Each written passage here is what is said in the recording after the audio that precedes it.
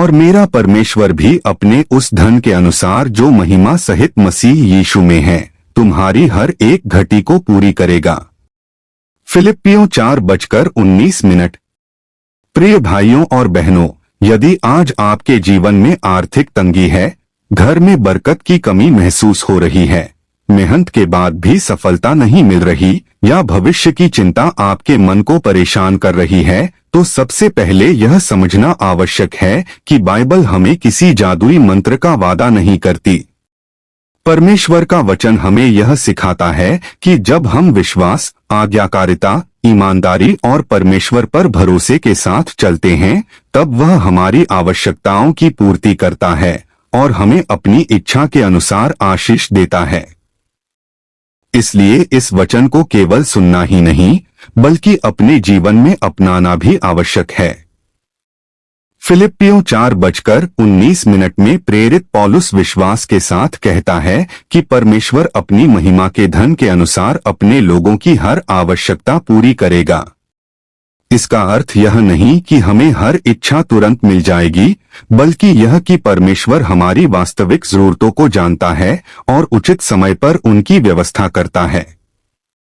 जब मनुष्य के सारे रास्ते बंद दिखाई देते हैं, तब परमेश्वर नया मार्ग खोल सकता है। जब आय कम हो और खर्च अधिक लगे, तब भी वह बुद्धि, अवसर और सहायता प्रदान कर सकता है। धन और बरकत केवल बैंक खाते में बढ़ती हुई राशि का नाम नहीं है। बाइबल के अनुसार सच्ची बरकत में स्वास्थ्य, शांति, परिवार का प्रेम, ईमानदार आजीविका, संतोष, सुरक्षा और परमेश्वर की उपस्थिति भी शामिल है। कई लोग बहुत धनवान होते हुए भी बेचैन रहते हैं, जबकि कुछ लोग सीमित साधनों में भी आनंद और शांति से जीवन बिताते हैं।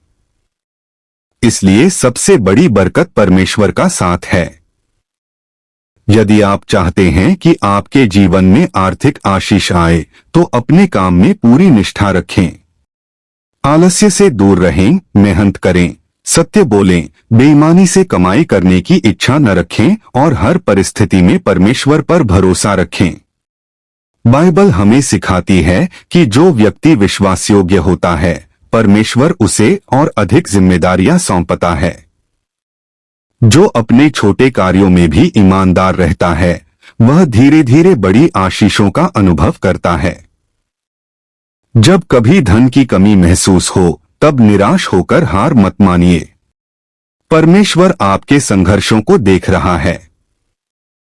हो सकता है कि उत्तर आपकी अपेक्षा के अनुसार तुरंत न मिले, लेकिन उसका समय सर्वोत्तम होता है। वह कभी देर नहीं करता, वह सही समय पर कार्य करता है। अपने घर में प्रतिदिन परमेश्वर का वचन पढ़िए, परिवार के साथ प्रार्थना कीजिए और हर दिन धन्यवाद दीजिए। धन्यवाद देने वाला मन शिकायत करने वाले मन से अधिक शांति और आशा का अनुभव करता है।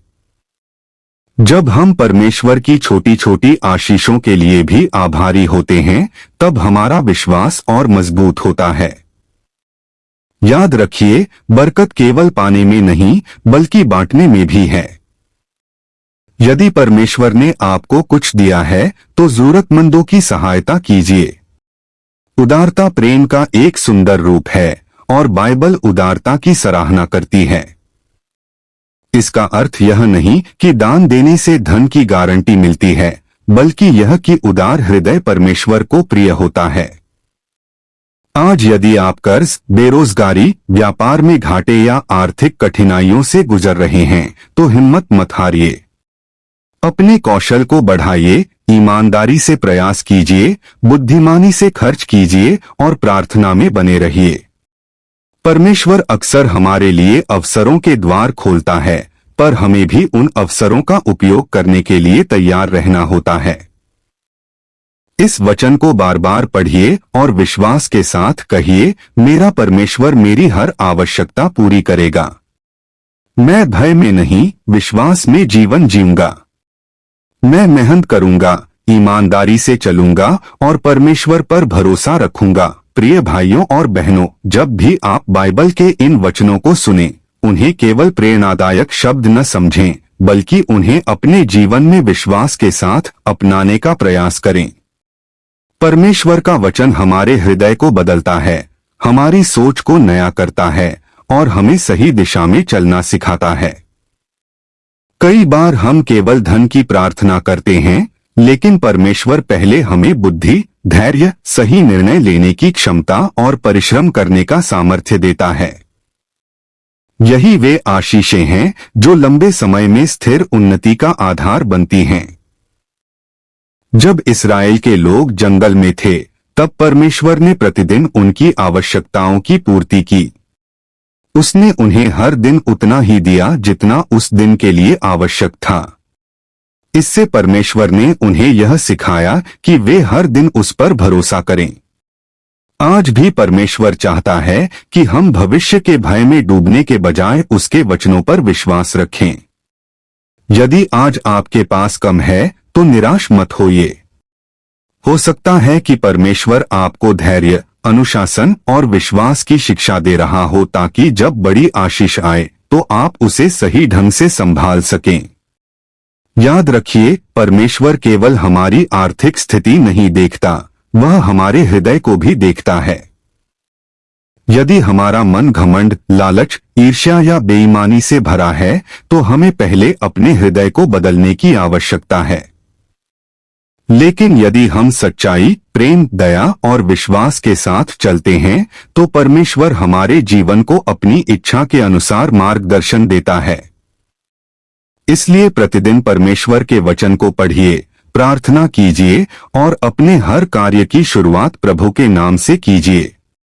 जब कठिन समय आए तब शिकायत करने के बजाय विश्वास के साथ कहिए, प्रभु, मैं आपकी योजना को अभी पूरी तरह नहीं समझता, लेकिन मुझे विश्वास है कि आप मेरे लिए सबसे अच्छा कार्य कर रहे हैं। यही विश्वास हमें निराशा से आशा की ओर ले जाता है।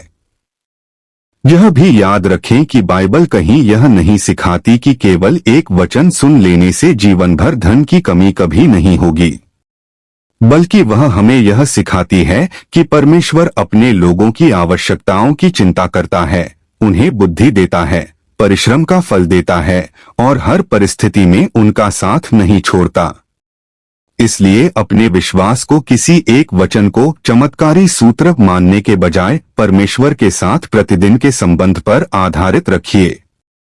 आज से यह निश्चय कीजिए कि आप ईमानदारी से मेहनत करेंगे, अपने परिवार के साथ प्रार्थना करेंगे, परमेश्वर के वचन पर मनन करेंगे और हर परिस्थिति में उसका धन्यवाद करेंगे। विश्वास रखिए कि प्रभु सही समय पर आपके लिए ऐसे द्वार खोल सकते हैं जिनकी आपने कल्पना भी नहीं की होगी। उसकी आशीष केवल धन तक सीमित नहीं होती, वह मन की शांति, परिवार की एकता, स्वास्थ्य, सुरक्षा, सही अवसर और अनंत आशा भी देता है। आइए अपनी आंखों को बंद करें और प्रार्थना को ग्रहण करें। हे स्वर्गीय पिता, मैं आपका धन्यवाद करता हूं कि आप मेरी हर आवश्यकता को जानते हैं। मुझे मेहनती, ईमानदार और विश्वासयोग्य बनाइए। मेरे घर पर अपनी शांति, बुद्धि और आशीष बरसाइए।